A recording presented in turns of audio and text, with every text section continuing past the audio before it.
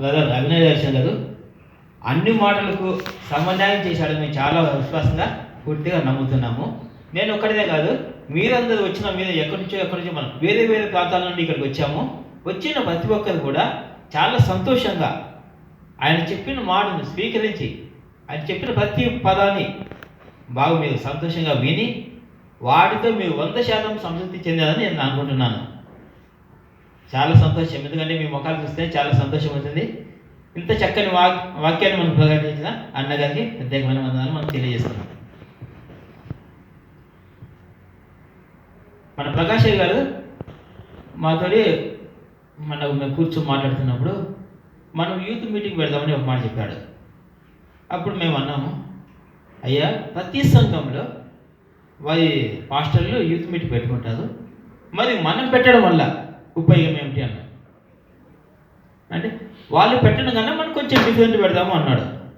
సరే ఏ విధంగా పెడదామని చెప్పేసి మేము కొన్ని మాటలు కూడా రాసాం. అవి ఏంటంటే ఆత్మీయతతో పాటు విద్య, ఉద్యోగం, వ్యాపారం, పొలిటికల్ అన్ని రంగాల్లోనూ అభివృద్ధి పరిచే విధంగా అన్ని వాటిలో మోటివేషన్ చేసే విధంగా మనం ఒక ప్రోగ్రాం చేద్దాం అనుకున్నాం.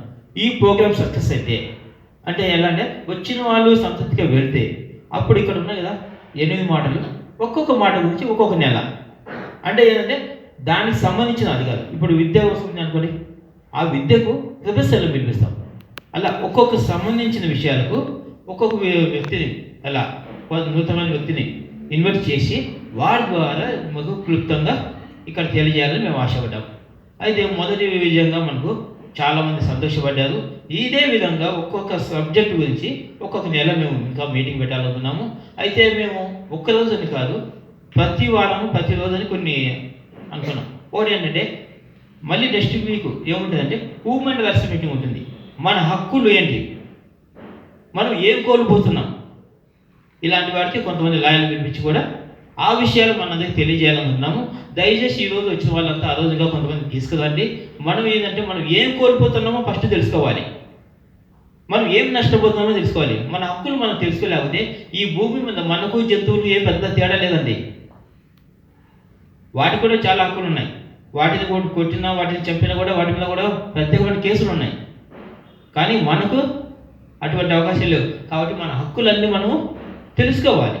ఆ హక్కుల కోసమని human rights meeting next week ఉంటుంది. మళ్ళీ కూడా మీకు అందరికీ ఇలాగే విషయం మీకు సోషల్ మీడియాలో ప్రత్యేకంగాను ఈసారి మీకు ప్రత్యేకంగా ఫోన్లో కూడా చేస్తాము. ఆ విషయం కూడా గమనించండి. ఇందులో ఇప్పుడు ముఖ్యమైన విశేషం అంటే మేము యువత గురించి ఇవాళ తీసుకున్న ముఖ్యమైన సబ్జెక్ట్.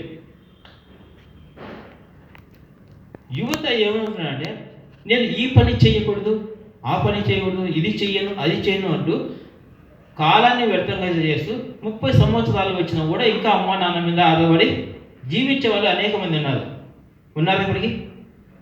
అయితే ఏ పని మన కోసం ఆగదు. మనం చేయాల్సిన పని మనం చేయకపోతే మనం చేయాల్సిన ప్లేస్లో ఇంకొకరు వచ్చి 100% బెనిఫిట్స్ వాళ్ళు పొందుతారు. అప్పుడు మనం ఎలా ఉన్నామంటే మునుపటి కన్నా ఇంకా వెనకబడిపోతాం. ఇప్పుడు మనం చెప్పాల్సిన ముఖ్యమైన విషయం ఏంటంటే ప్రతి పని మనం చేయాలి. ఈ పని చేయ